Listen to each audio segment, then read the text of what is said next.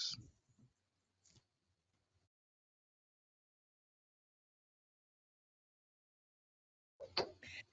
Good afternoon, everyone, and welcome to the CDPH and CMA Virtual Grand Rounds. I'm Dr. Kim Newell-Green, and I'll be the moderator for today's Grand Round session.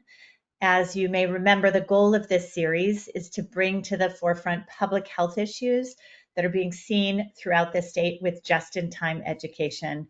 I always think of it as when we read articles in the newspaper and that's our best information, then we need to go to the real experts and get the information. So we're grateful to have them here with us today. And particularly today, we're so happy to welcome our two speakers. Erica Pon, in her new role as Director and State Health Officer of the California Department of Public Health, is here today. Thrilled to have her to give us an update on the state of infectious diseases in California and other priorities of CDPH. And she's joined by Dr. Ann Kemtrump, who will discuss Hantavirus, which has caused already some infections and deaths in Mono County this year. So we'll learn more about what we need to do that. I do want to get right to our speakers. So you can see how to download the slides if you want them. You can see our agenda here. Next slide, please.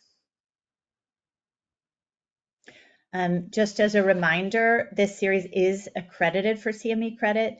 You have to fill out the survey that will be sent to you at the end of the webinar and attest your attendance, and then we can send you out your certificates. So with that, we can go ahead and get started. Thanks, Erica, for joining us again today. Sure. Thank you so much for having me again. It's a pleasure to be here. And we haven't updated my slide, but just as Dr. Newell-Green mentioned, I actually just as of February 1st have become our Director and State Public Health Officer, but always a pleasure to come talk to all of you about what's hot topics in public health. Next slide. So today I'm going to talk to you a little bit about just like a recap of how our winter respiratory virus season looked this past season, what's going on with H5, and a quick recap there as well. And then, of course, of huge interest is what's happening with measles, both in California and across the country and the world. Next slide. So starting with what did our respiratory virus season look like this past season? Next slide. So this is a really busy slide, but I'll just call your attention to a few key points and key themes here. So I look at the lower right-hand corner there, and you can see that the biggest, and I'm sure you experienced this in your care this season, the biggest virus with the most impact this past season was flu. We had actually one of the worst seasons, potentially even since our 2009 H1N1 pandemic. The last severe season prior to the pandemic was 2017, 2018, and we had some parameters that were similar or higher than that as well. And you can see also that we had kind of what we call a bimodal peak. So it was sort of in early January was one peak, and then we had a brief lull, and then it really peaked in sort of in that late January, early February, and then went down. And then we have had a little bit of flu B as well later in the season, which is also typical. So these were both a little bit later than some prior peaks, but again, the worst seasons we've seen in a really long time. And then RSV was also sort of around average. You can see it peaked similar times as the first flu peak. It wasn't as severe as that a couple of years ago when we had like the first really serious RSV season post-pandemic. And then interestingly, SARS-CoV-2, we had that late August, early September, fall, summer peak that was a little later in the summer than we'd had in prior years. And then as you can see here too, it really has maintained pretty low throughout the winter season, and we didn't see sort of the same kind of winter surge or peak that we've seen in all the prior seasons that we've had SARS-CoV-2. So that was sort of different this year. We also follow some of these other parameters. So these were test positivity in that graph. You can see our wastewater concentrations as well. And again, you can see the the peak last fall in the blue there as far as the SARS-CoV-2, and then a little bit of a bump, but not as much. And then there may or may not be a little increase happening. This slide is as of late April. So we'll be continuing to monitor this closely. And then flu was influenced in our wastewater by H5, which I'll talk about a little bit later. But these are some of the kind of highlights from some of our data from this past respiratory season. Next slide.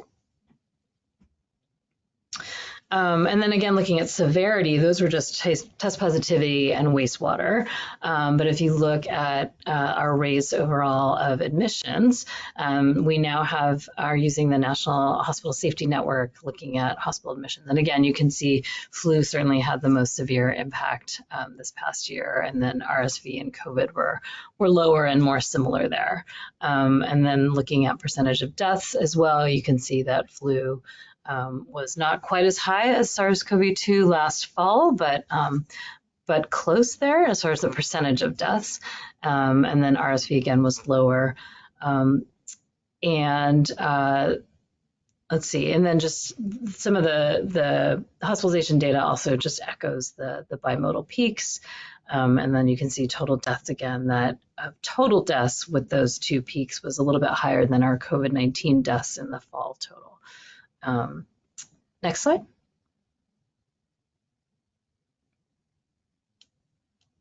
So just to recap again, we had a little bit of a later increase in flu this past year in that bimodal peak.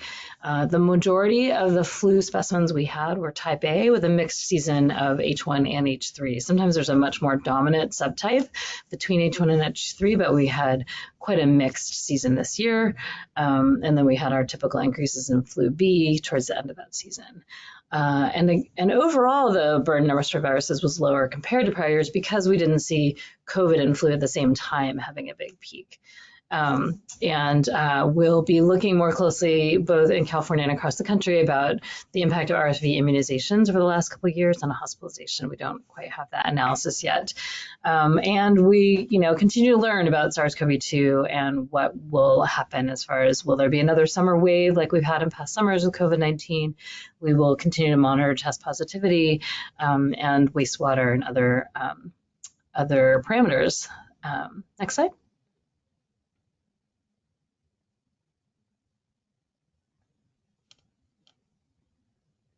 So shifting to talk about specifically avian influenza A, which is H5N1 is a subtype of influenza A. And what we've seen in over the last sort of year or so, we actually had at a peak 766 dairy herds across 12 counties in the state of California. And the good news is over 80% of those dairy herds have actually cleared and come out of quarantine. So they have been infected. They, our partners in the Department of Food and Ag continued to test them until they were negative for several weeks and then let them be out of quarantine. We probably have a total of about 1,000 herds in the whole state. And really the Central Valley was certainly the kind of where all those peaks were and where the most density of herds are. And then later in the year, in the epidemic that we've had of this, there were Southern California herds. They've been routinely testing the herds that are in the northern part of the state as well and have not had any positives up there. So again, our colleagues continue to test those dairy herds, and we do think that we've gotten through the worst of that. And then there have been, we've peaked most recently at 67, or this is just total cumulative. I don't know that we've peaked yet, but 67 poultry ranches since September of 2024. There's a handful of backyard poultry as well. So this part, we partner closely with our Department of Food and Ag, who follows all these animal detections. And then our role in public health is to help work with them so that their agricultural workers know about symptoms to monitor for, and that they're using personal protective equipment to protect themselves when they are working with these infected animals. Next slide. So as far as where we are on human cases of avian flu, there have been a total of 70 U.S. cases since last April. Over 40 of those were from dairy cattle or dairy workers, and then about 24 were known exposure to poultry, whether that was either poultry workers or backyards. There were a couple with other animal exposures, either wild bird or backyard poultry. And then there were 3 with an unknown exposure source. 2 of those 3 were actually our pediatric cases in California. And I'll tell you a little bit more about that in a later slide as far as how we detected those. Thankfully, almost all of those cases in this current and recent outbreak have been mild. Most of them had eye infections with conjunctivitis, and then there have been several severe cases. In the US, there have been 4 hospitalized cases, and then there was the 1 death of the elderly Louisiana resident who had backyard poultry and also had some underlying medical conditions. There was a recent death in a child in Mexico who also had exposure to infected poultry. There was a case in a teenager in Canada requiring ICU and mechanical ventilation whose exposure source was never identified. And there have been a couple other sporadic cases in other countries as well. I believe in India and Vietnam of other cases who have had known exposure to infected poultry. Historically, just to recap again, I think as you all likely know, but avian flu and H5N1 has historically in other countries had a very, very high severity and high mortality rate. And again, thankfully in the US with this particular strain, we've seen mostly mild cases, but we continue to watch this really closely. As you all also know, I think we are potentially just 1 mutation away from having better attachment to our human receptors and to our lung receptors. But again, thankfully, it's been quite mild in the United States to date. And certainly in California, we feel like we've gotten through the worst of this. In fact, we have demobilized our active public health coordination response and will continue to monitor, which is a good segue to the next slide. Actually, before I talk about what ongoing monitoring will happen, just to let you know some of the ways we were really trying to enhance our surveillance in California. We had our viral lab issued a health alert and also did some that hospitals should do as much subtyping as possible of all hospitalized patients, particularly intensive care unit patients, and then also requested from some key large systems in Southern Northern California, Kaiser and Valley Children's to do more enhanced flu A specimens and subtyping. So that was with both inpatients and outpatients and asked for overrepresentation of young children, especially because those 2 young children that had positive cases that we didn't have a known source for were young. And this included patients from a lot of the Central Valley as well as Sacramento and Placer County as well, and Yolo County. And over 1,000 specimens were received from that specific effort. That was, I believe, a little bit earlier this spring, and no H5 cases were detected with that sort of enhanced sort of surge of testing. And then I think it's also good for you all to know that over 38,000 flu A specimens were subtyped over this past season. And that was a combination of public health labs that do that subtyping, and then also a lot of your clinical labs do indeed do subtyping, and they look for H3 or H1. And if they don't find either of those, then they can submit it for H5 subtyping to a public health lab. And that is how those 2 pediatric cases with unknown source were identified, with special testing or subtyping of just with routine flu A surveillance. But those were the only 2 we found in California with flu A subtyping. Next slide. Also wanted to quickly mention that you have heard about this, I'm sure, as well, and across the country, as we were starting to see dairy herds that were infected, there were also stories about barn cats and farm cats that had been dying, and cats and felines seem to have special neurologic receptors for this specific strain of H5N1. And so actually their symptoms are very similar to rabies. They can have really severe neurological symptoms and die from H5N1. So we have started in California and again in other states getting reports and testing domestic cats. So there have been over 20 confirmed H5 cases in California and 1 probable, and then also some presumptives that were not confirmed again at a separate CDC lab or USDA lab. And then there were many suspected cases that had a clinical history and or an epidemiologic link but didn't get tested. There's also been a number of large cats across the country that have also been confirmed with H5N1, including in California, some captive large cats, a Bengal tiger and a serval. Next slide.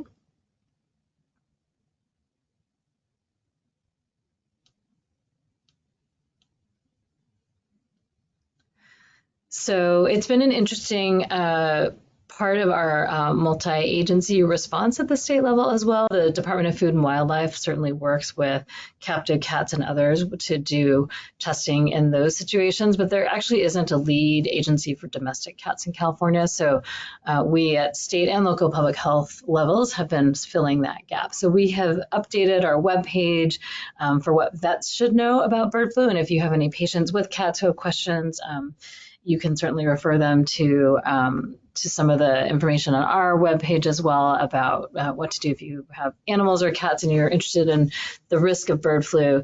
And then there's some, again, specific guidance for domestic veterinarians. And we have also asked veterinarians to report cats with known or suspected flu A immediately to their local public health department so that testing can be facilitated. And again, often some of these diagnoses have been because they looked like rabies, and when they tested negative for rabies, the public health lab tested them for flu A and H5. And this is reportable on our list of reportable diseases as a novel virus infection with pandemic potential. Next slide. And while we're waiting for that, I think the other key exposures of those cats have really been either ingesting raw milk or in some cases raw poultry products. I believe all of them were in raw pet food, but poultry products. And there have been some food recalls, pet food recalls related to H5 infection as well. And then also just wanted to share a slide as far as how we've learned even more about wastewater surveillance and how it's helped us in this particular One Health response related to bird flu and H5N1. And you can see in the map here where we have H5 monitoring. So the white areas, we don't actually have wastewater surveillance happening for H5, but you can see where we've had positive detections in the sort of red areas there, and then blue where we have testing but have not had positive detections. And really interesting is the other two graphs showing you, so you can see the epi curve of the cattle herds, and sort of as the epidemic sort of evolved across the state and when we had that peak. And you can see a correlation actually with our wastewater surveillance and when we started to see peaks as well in our H5 wastewater surveillance. And it's also been interesting as far as locations of where dairy processing plants are, has been where some of the highest signals have been.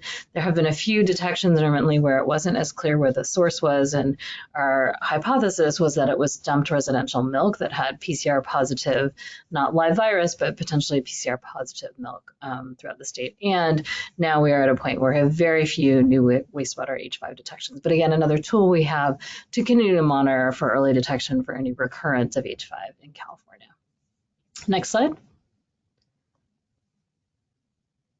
So in addition to continuing to monitor our wastewater surveillance, we will continue to do year-round novel flu surveillance at CDPH. So we certainly want to continue our public health priority of timely detection of changes in any H5 severity or transmissibility.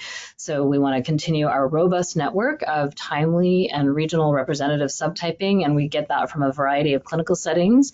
And we want you all to know that if you have severely ill patients with flu, to consider asking your clinical lab to subtype them, and if not, to submit them to your local public health department to get them subtyped, especially if they do have any exposures that are concerning, if they're agricultural workers, have backyard poultry, wild bird exposures, all those would certainly be suspect. But even if not, if you don't have a clear, if you're seeing a severe flu A in the summer, we would definitely like to see that subtyped. We'll continue to also watch our flu hospitalization and syndromic surveillance flu data in the impacted areas and across the state. And we'll continue to optimize our data collection with our local partners to monitor exposed agricultural workers. So when we hear again about other poultry flocks, we'll make sure in, again, partnership with our local health departments to monitor those workers and to see if they have any symptoms and get them tested if they have symptoms. Next slide. So you will be seeing an updated release to all of you as far as a health advisory about what we're asking all of you to do. But again, just to reiterate, test all your patients that have severe respiratory illness for flu, arrange for subtyping of flu A, especially if it's ICU or fatal patients, and assessing your patients for H5 bird flu risk factors that I just mentioned. Next slide. Another kind of reiteration of this. So stay tuned for our summer guidance, but asking you early to just maintain your vigilance like we did last summer as well, and continue testing, even though you don't typically test in the summer, especially for those severely ill patients. And remember that if your clinical lab does not do subtyping for H1 or H3, you can have them refer the specimen to the public health labs to do subtyping. And then a reminder as a clinician, if you do have any concern or suspicion for a novel flu, including H5N1, that you should be notifying your local public health department and working with them to investigate. Next slide. So shifting gears, we have one of the biggest measles outbreaks we've seen in really decades in our country right now. And this is just a nice summary slide. Actually, I want to give credit to Yale School of Public Health and your local epidemiologist who showed this slide of where kind of over time, how many measles cases we've had in the United States. And also noting that these 3 recent deaths were the first ones we'd seen in at least 10 years. And that 2015 death was actually an adult patient who was immunosuppressed. And then we had a couple deaths in 2003 that were also one elderly person and then a immunosuppressed child who had a post bone marrow transplant. And then before that, we hadn't had many deaths since the early 90s when we started doing our booster for MMR. So again, this is a really, really unusual time to see this many deaths and seeing previously healthy children with a vaccine preventable death in the United States. Next slide. So here's another timeline across the United States. There was a larger outbreak at the end of 2019. There were multiple large outbreaks from a lot of global measles activity and travelers and some smaller outbreaks across the country. And then over last year, there were only 285 cases in the entire country in all of 2024, and we have already broken 1,000 cases in the United States as of May 8th this year because of this recent outbreak that started in Texas. And over 90% of those are outbreak-associated cases. And those are probably reporting under detection because we have learned in the community that's having these large outbreaks that many of them are hesitant to come to clinical care and get testing. So we think there's actually a much larger number of actual cases. Next slide. So here's a nice summary of the key states that are having the most measles cases in the Southwest outbreak. So again, the epicenter or the origin has been in a West Texas county. And again, as mentioned, there are these first pediatric deaths since 2003, but they've had over 700 cases in Texas to date. And I also really want to make sure you all know as well, because I'm guessing many of you have never seen measles in your career. This is not just a mild childhood disease. It has a 1 in 1,000 death rate. 1 to 500 to 1,000. And again, we've had these 2 healthy children tragically die from this vaccine preventable disease and over 90 hospitalizations. And many of those have been intensive care units. So this can cause very severe disease, often causes a viral pneumonia that is severe enough to need intensive care unit care. 2/3 of those Texas cases have been pediatric cases. And as you can see, the vast majority of these cases have not been vaccinated. So anywhere from 88 to 96% have had no documented vaccination. And so there's been spread, because as you can see on this map, West Texas is where this epicenter is, and then it's been spreading into New Mexico, Kansas, and even Oklahoma. There's also been spread to Canada and Mexico, largely in the Mennonite community that has been the main community in West Texas that this outbreak started in. And there is a lot of travel in that community to other states and countries as well. Next slide.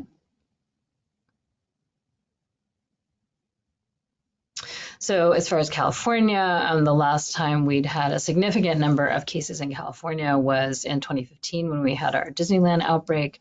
And a lot of associated cases with that. In 2019, there were a few other smaller outbreaks, and we had 72 cases. So that was the next highest number we'd had in a year prior to the pandemic. And then so far, we've had 11 cases this year. Next slide. And none of them so far have had known links to the southwestern US outbreak. No community transmission has been detected in 2025 in California.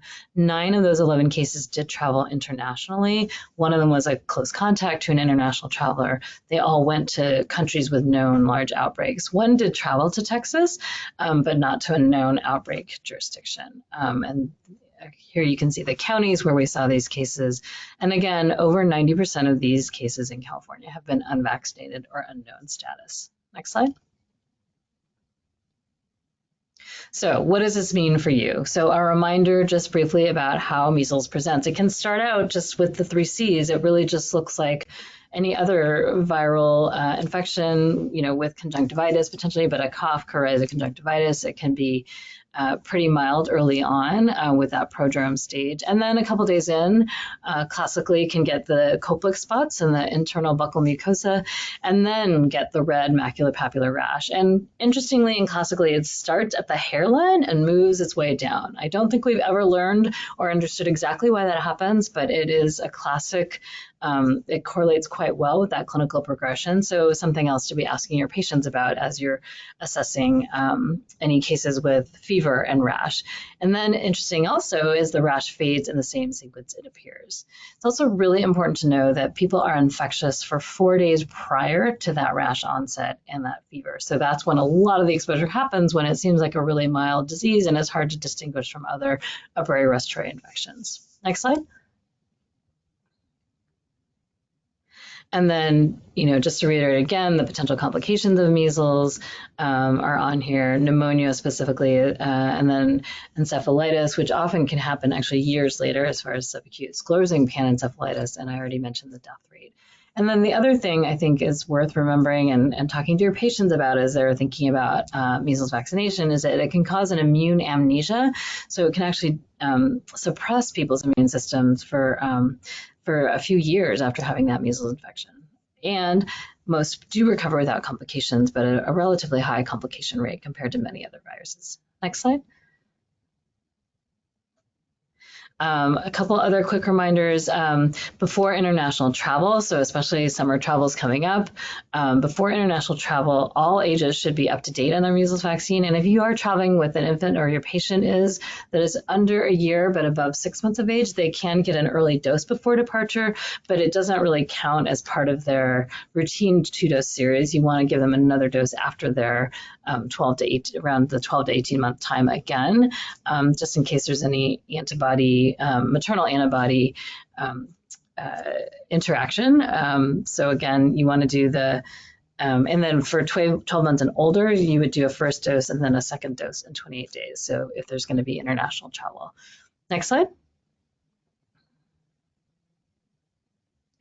And then a lot of people have been asking about at what point do you say an early vaccine or an extra vaccine as far as an outbreak happening, and acknowledging that this outbreak is happening in Texas. They've actually come up with some really clear criteria about which counties or jurisdictions within Texas even are considered an outbreak area or not. And they have that posted on their Texas state website.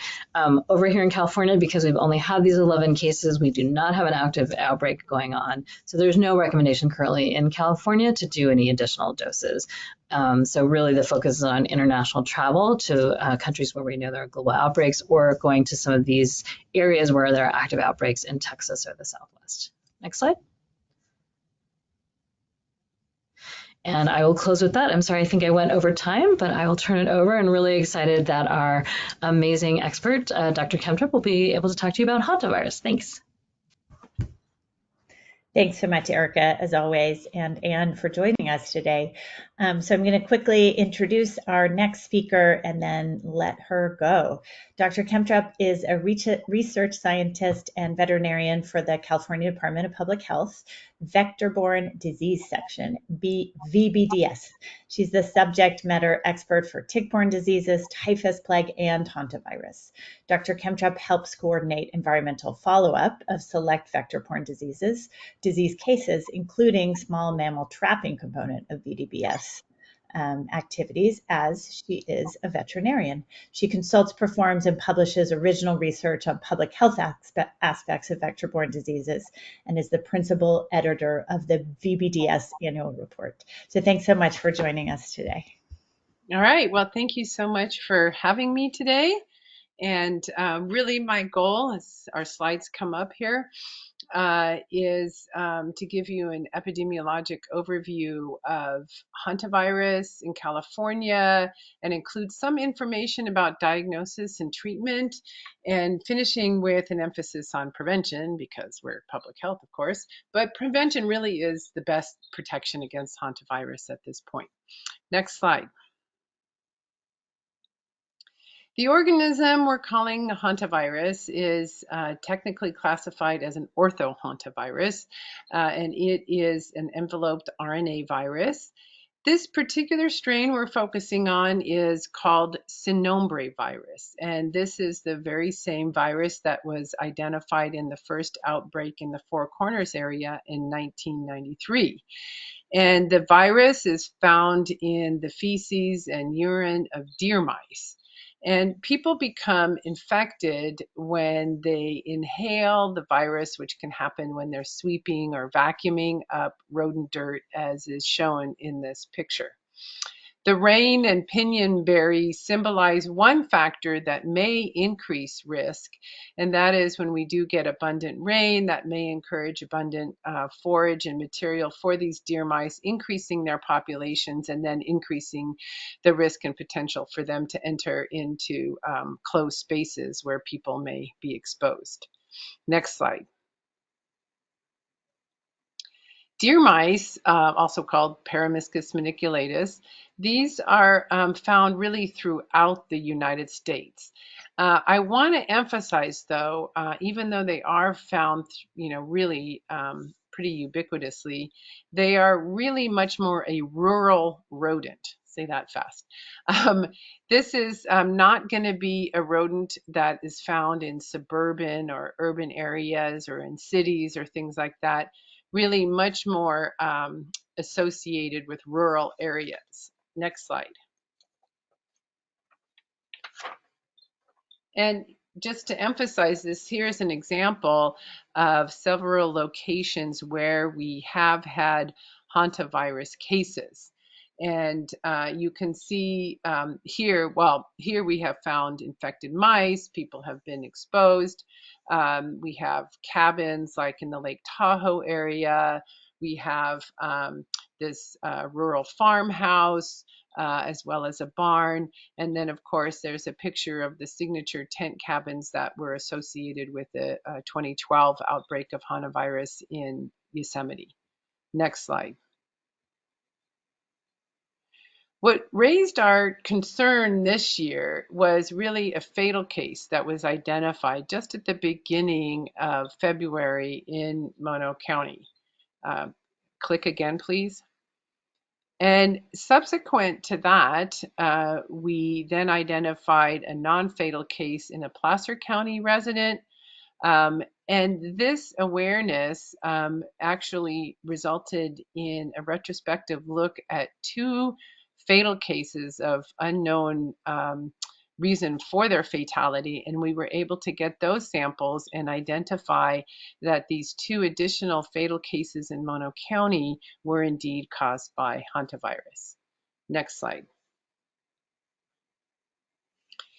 So Cynombre virus infections or hantavirus infections have been reported throughout the year, with most cases occurring beginning in spring and summer, because this is really the time when people are going into their cabins or going into vacation areas and opening up where there may and cleaning up where they have found rodents infesting their areas. Click again, please. So these recent 4 cases then, of course, have increased the number of cases that we're seeing here in the early part of the year. Next slide. So while hantavirus was first described in that Four Corners outbreak in 1993, and we were able to do a retrospective look at a serum bank of samples of adult respiratory distress syndrome patients with unknown cause. And we found that hantavirus, in fact, has been around in California at least since 1980 and probably before. So as we look at these cases over time, then we've had a total of 100 cases, 60% male.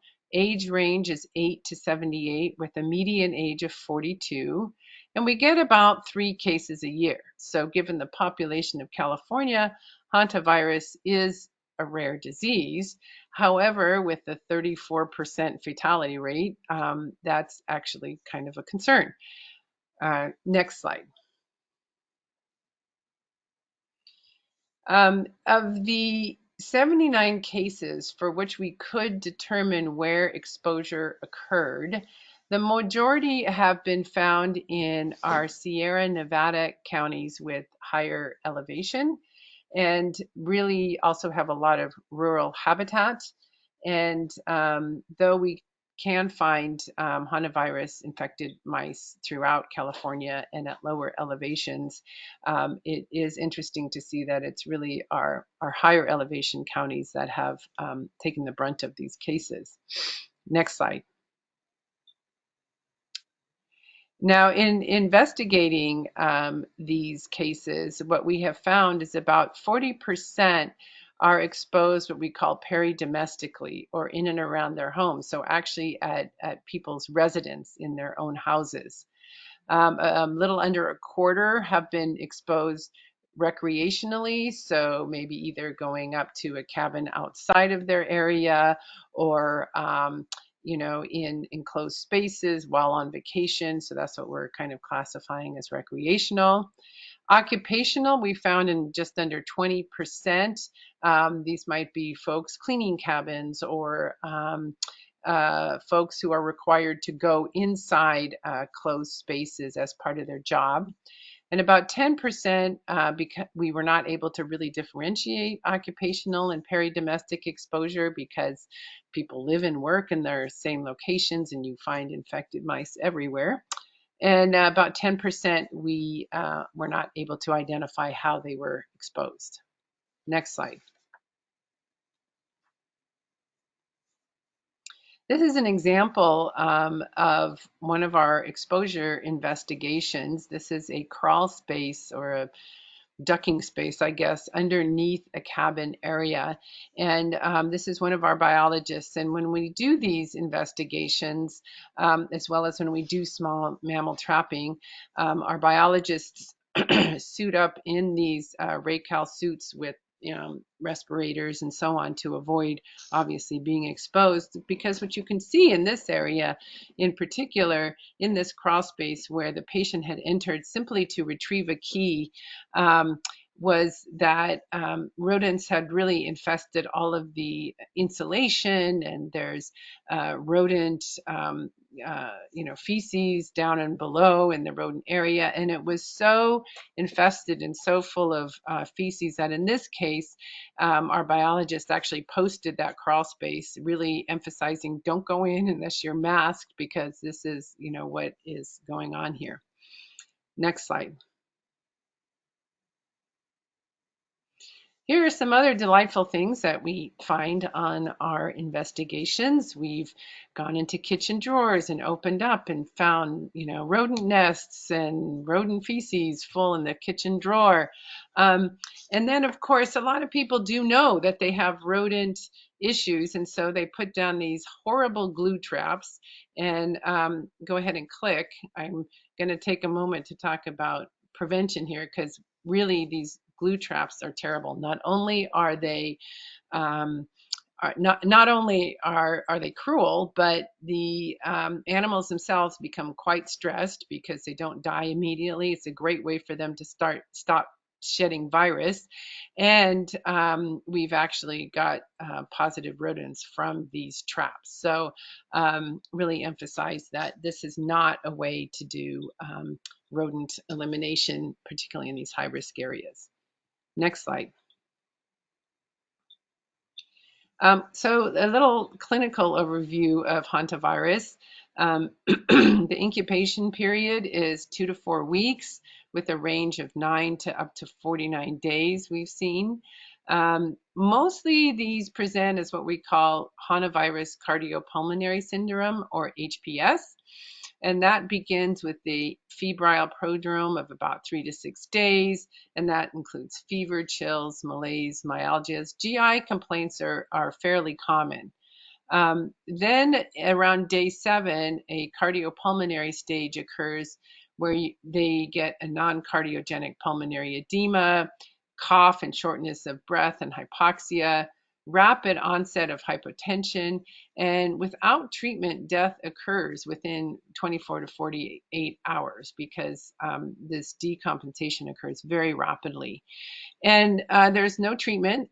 It's mostly supportive, including mechanical ventilation and ECMO. We'll talk a little bit about that, which can be life-saving. And there is another presentation that has come to our attention called hantavirus disease without pulmonary syndrome, and this is with mild or no pulmonary symptoms. And of our 100 cases, only 6 of our cases showed up in that category. Next slide. So diagnosis is rather tricky, unfortunately. And that's because our laboratory testing is really complex.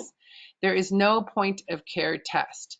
So for example, our confirmatory EIA serologies are done at our viral and rickettsial disease laboratory and other public health laboratories. They're lab developed tests, they're complex, so it's not a test that can be developed at a local hospital or anything like that. And if there is IgM in the acute phase sera, then we know that's diagnostic for hantavirus. Now, Quest, as a commercial lab, does offer a rapid turnaround EIA. And this one is good, particularly for rule out. So a negative at Quest is a solid negative. It's a slightly different EIA than the test that VRDL runs. And so if there is a presumptive positive IgM from Quest, they send it directly to VRDL for confirmation, and we can do further characterization.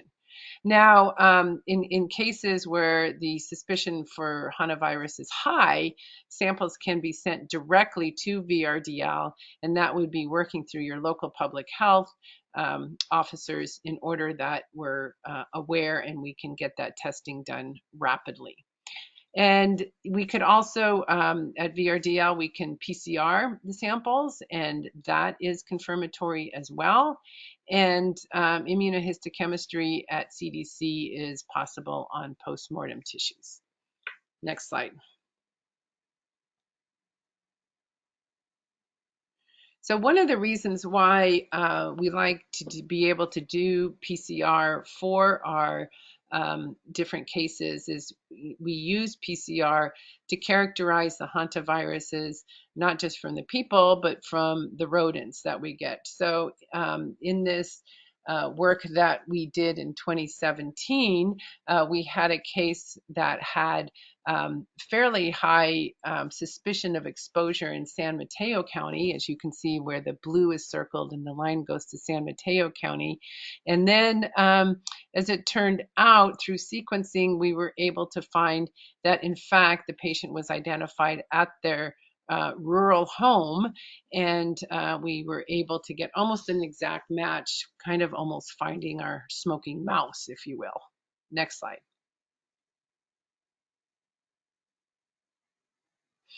So, given that serology takes a while, what do we do? How should we proceed when a case shows up that's a suspect hantavirus cases? Well, researchers from the University of New Mexico have developed a 5-point screening test from a patient blood smear that actually gives a fairly sensitive and specific indication if a person is going to go on to it has hantavirus and or going to go on to develop HPS. Next slide. So a patient with suspect hantavirus and rodent exposure and maybe some GI and respiratory signs, you can do this a blood smear and basically look at these 5 factors. If there's the presence of elevated hemoglobin, the presence of thrombocytopenia, presence of a left shift in the granulocyte lineage, presence of immunoblasts and plasma cells exceeding 10% of the lymphoid cells, and the absence of significant toxic granulation in neutrophils. So the point being here that you have to look at a blood smear. I know that's not often done. Things are done very automated nowadays, but a good trained pathologist can identify this. Next slide. And what this screening has found is that if you have 1 to 2 criteria met, this is a low risk for developing HPS. If 3 of them are met, then a second screen is suggested 12 hours later. And then any patient who scores 4 or 5 is considered high risk of HPS. And this has actually been proved useful in the Four Corners area where they have a high number of hantavirus. Even during the COVID epidemic, they were able to compare this and differentiate it between, say, a COVID infection. Next slide. No specific treatment, as I mentioned. So for suspect hantavirus pulmonary syndrome, emergency medical care is needed, and preferably in an intensive care, even before diagnosis. And that's because this sudden acute disease can rapidly decompress to severe illness and death. And so patient management includes monitoring and adjustment of cardiac function, a very careful administrating of fluids, providing supplemental oxygen, intubation, and ventilation if needed. Quite often our cases do have to be transferred to a tertiary care facility where there is the presence of extracorporeal membrane oxygenation systems that can be used, because it is shown that if that is done at the earliest sign of decompensation, the patient has like an 80% survival rate.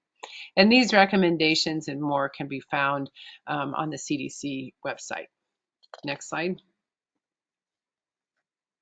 So, which brings us to prevention, of course. So we have a lot of information on our website about how to prevent these rodent infestations and exposure. So that is our seal up, trap up, and clean up.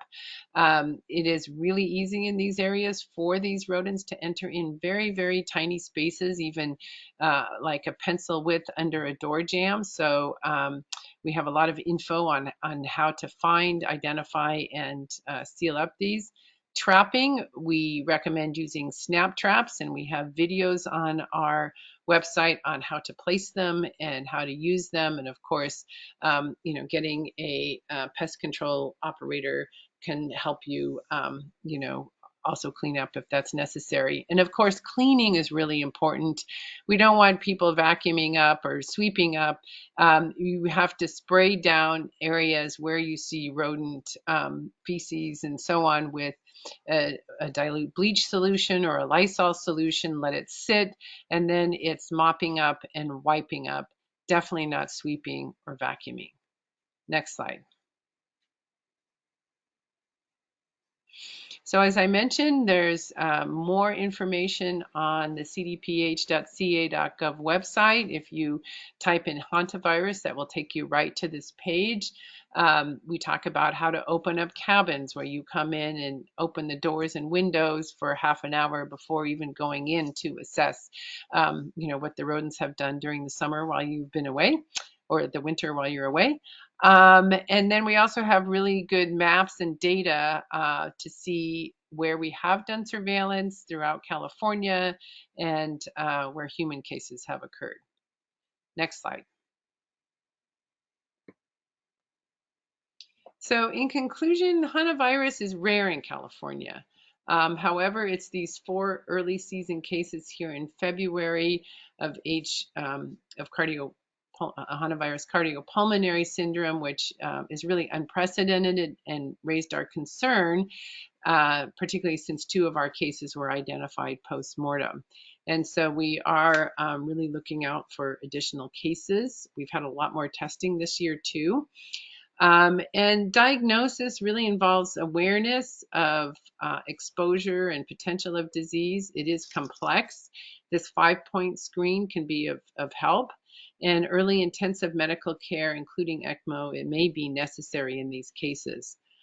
Prevention of rodent exposure is really the best approach to avoid infection, and we have lots of great resources on our website. Next slide. I do want to acknowledge that this is really a multi-section and branch kind of effort. Our vector-borne disease section, our biologists are out in the field really following up on all these cases and also doing anticipatory surveillance in certain areas. Our viral and rickettsial disease laboratory does all our human and rodent testing. Our infectious disease branch folks help us with the education. And this year it was, we worked closely with Mono and Placer County on the follow-up of these 2 cases.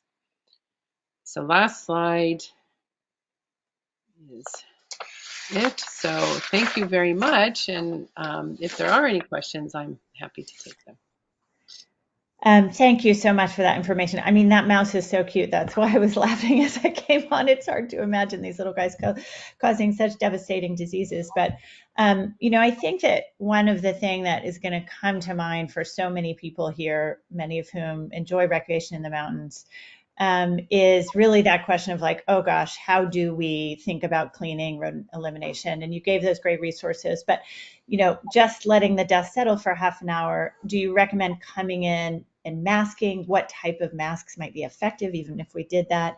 And then another question we got was just about carpet. So you can't really mop up carpet. So if you're just cleaning your home after the winter, how do you think about vacuuming?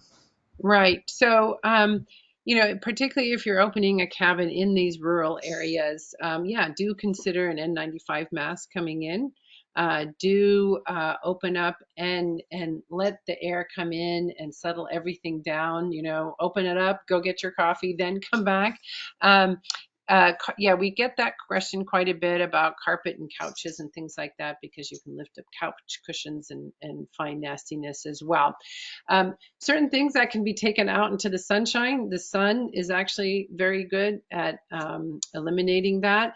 But you can also use Lysol, which is not going to discolor rugs and things like that. So a Lysol solution can be used and sprayed on some of these areas, and then you can wipe up from there. So looking in some of those corners and trying to find that.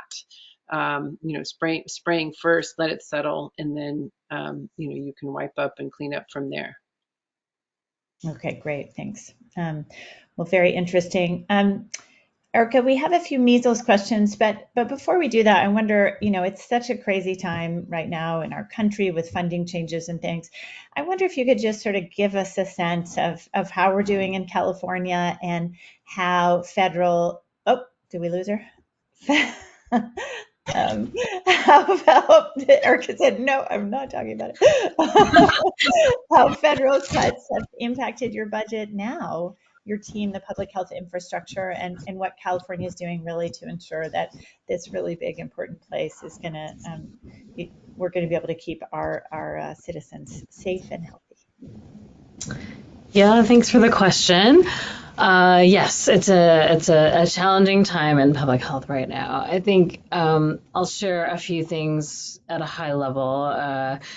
We do rely on 45% of our budget is federal for public health department, the state public health department, and actually also just to relay, and probably about, in general, about 2/3 to 3/4 of what we have is actually passed through to local health departments. So we have 61 local health departments in the state. So we're watching all this really closely. We did have some notifications of some supplemental grants that were issued during the pandemic that were meant to really fill in some of the gaps in our public health infrastructure that were time limited. But we thought we had until 2026 or 2027 on several of those.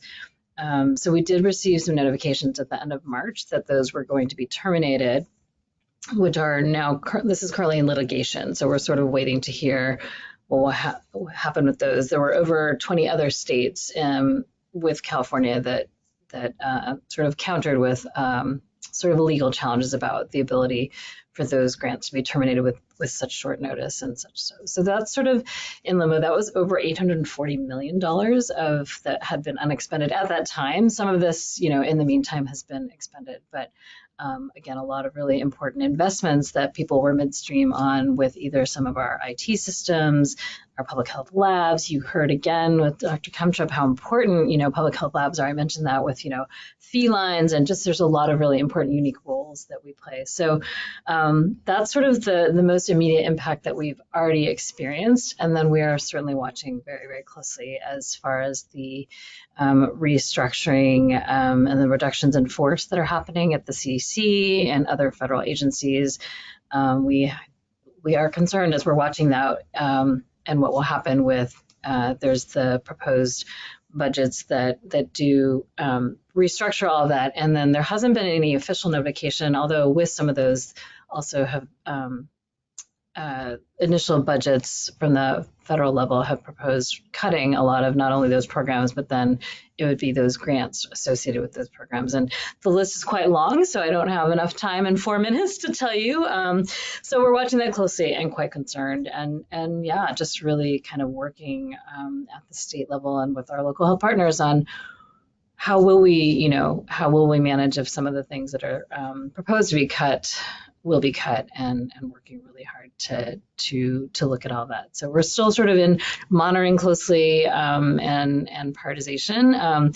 We are definitely committed to continue to protect the health of Californians, and we may need to really look at what are the most core critical things as we monitor this situation.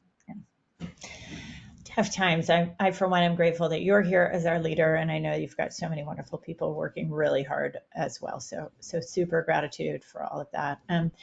Maybe just in our last couple of minutes, I'll pivot to a question or two about measles. What about measles? Is there anything that our providers on the call should know about diagnosing measles in non-white populations? Perhaps ways to think about the rash. Do we need to have a higher level of suspicion depending on skin color? Or then, is it harder to diagnose? Does it present in babies or in any other populations that we should think about? All great questions. I think similar to other rash illnesses, it is a maculopapular rash. This progression part is a pretty interesting. I do remember, especially my biggest recollection of doing a lot of triaging of these at the local health and clinical level was during that 2015 Disneyland outbreak. And I know as a pediatrician, there are a lot of febrile rash illnesses. So the progression really helps. Hearing a little bit more about the prodrome and the sequencing of, the 3 C's before the fever. There are some good pictures online. I think both through the CDC and or the AAP of, patients, Black patients and other patients of color and looking at those rashes. But it is challenging because there are lots of other maculopapular rashes out there. As far as infants, they can certainly be more severe for sure, like with many other diseases. And I think, I guess some key things are that I didn't reiterate this part as much, but really as far as testing, NP, OP, you can actually do urine testing as well. And PCR is the most helpful and timely. And again, working with your local public health department to get that testing done. A long time ago, we used to rely on antibodies, but that is not the most reliable or timely way to get and then of course, very quickly, the other thing I would tell clinicians now, as you are starting to think about and have this on alert, is make sure you have the immunization status of your staff available, because I found during the Disneyland measles outbreak that was a real challenge, that a lot of clinics and hospitals didn't have that handy, and then we had to actually quarantine and exclude people from work. If you're going to work with infants or pregnant women or immunosuppressed people, we don't want you working with them if you don't have your vaccination status. So those are just some other tips I would say. Great. Well, we could talk more about this, but we'll, as this evolves, we'll have further conversations. I super appreciate both of you being here today. I would love to remind everybody just to complete your survey at 5, that will be sent at 5 p.m. if you want your CME. And just a reminder that we've moved to a bi-monthly format. So our next session will be in July. And as a preview, we don't have a final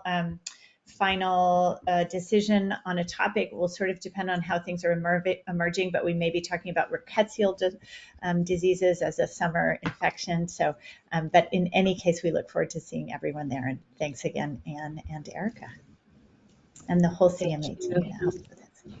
Thank you.